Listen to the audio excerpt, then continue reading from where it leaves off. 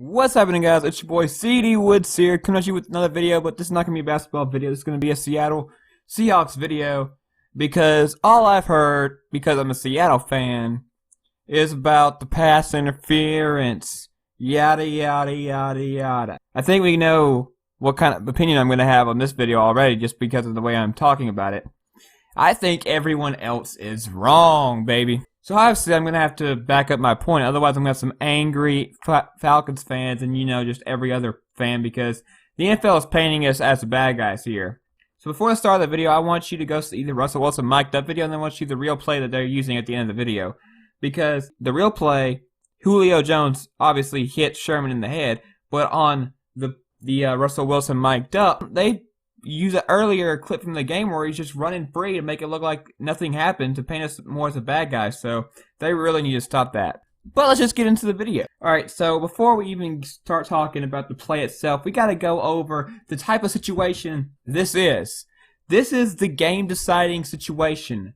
The refs aren't gonna give either team a call to save them. If you look at the play, not only did you have Julio hitting Sherman in the face to get open, but if you watch the right defensive end, he ends up getting tackled by the offensive tackle, which should have been a holding call as well. Obviously, after you consider the holding and the hit in the head, you obviously know this is not going to be, they're not going to throw the flags more than likely.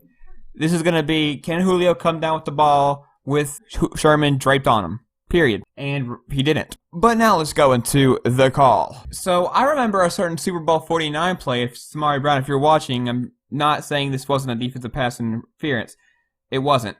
But I remember a certain Super Bowl 49 play where a certain cornerback ran over a receiver of Seattle's because he was making a play on the ball, and intercepted the ball to win Super Bowl 49. Now, how is that a clean play when he ran over the receiver, but Sherman also making a play for the ball was not? So I ended up going to see the rules, and let me just bring it up so I can read it word for word. I'm going to go and quote it. Alright, so the NFL.com rulebook/pass interference, that's the website I'm doing it from.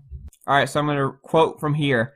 Quote, actions that do not constitute pass interference include, but are not limited to, A, incidental contact by a defender's hands, arms, or body when both players are competing for the ball, or neither player is looking for the ball. If there is any question whether contact is incidental, the ruling shall be no interference. Now that should provide enough, but apparently Falcons fans are getting so desperate, they're saying that he hooked, which he kind of actually did. I would say he was holding the arm, but apparently he's going to hook. So we're going to say, let's just say he was hooking, but that's still in question. So let me just read this, and I quote, actions that constitute defensive pass interference include, but are not limited to, hooking a receiver in an attempt to get the ball in such a manner that it causes the receiver's body to turn prior to the ball arriving.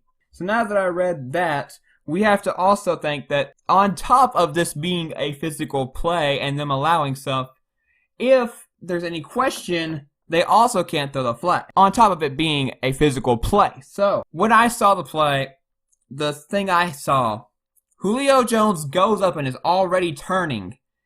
When Sherman gets there, he hooks the arm incidentally to make a play on the ball. And as you can see, he is looking for the ball. He is swatting the ball, trying to swat the ball. He can't reach, sadly. That would have helped it a lot more in the Falcons being able to shut up. But he obviously missed the ball. He's trying to make a play for the ball, and he incidentally hooks the arm because it's an accident. But Julio Jones was already turning his body. So whatever bullcrap he's saying, I'm sorry, is wrong. And then you also have the Hail Mary passes where every single time they're always fouling each other, but no one ever calls it because they're not going to call it. Because, again, they're not going to give a play. And this is pretty much a Hail Mary pass. Let me explain this for you. Hail Mary pass.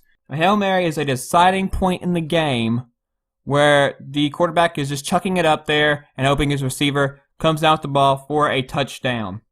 Now, this play was a deciding moment in the game where Matt Ryan is chucking it up to Julio Jones, hoping he can make a play to keep the drive alive, which if it doesn't, the drive is over, and if he does catch it, they're pretty much a few yards from field goal range, which would win the game. So again, the refs really can't throw that flag because they're not going to give the Atlanta Falcons the game just because it's a little contact at the end of the play when there's a lot of other concepts at the beginning of the play on the Atlanta Falcons that they're not going to admit. And I like how all the Falcons fans were also saying that they did a good job and that they really proved themselves.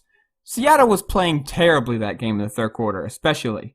Cam Chancellor was out, Frank Clark was out, Michael Bennett got cut blocks and had to go out middle of the game, and 2 failed coverages, obviously failed, where Sherman should have been playing cover 3, but Kelsey McRae did not communicate to Sherman that it was not man and it was a cover 3. So 2 blown coverages that got them into the game for touchdowns. Other than that, they would have not been in that game and it wouldn't have been close. So I don't think them saying, oh yeah, we've proven a team. No, you proved that you can capitalize on a blown coverage, which any NFL team, including the Cleveland Browns, could do. But anyway, that's all I got to say. Obviously, y'all are gonna, unless you're a Seattle fan, you're gonna disagree with me. I already know that, so go ahead and dislike this video when you disagree. And all those who agree with me, go and tell those people that they're stupid, because they are. If you enjoyed, which you probably didn't because you're probably not a Seattle fan, go ahead and subscribe, and I'll see you guys in the next video.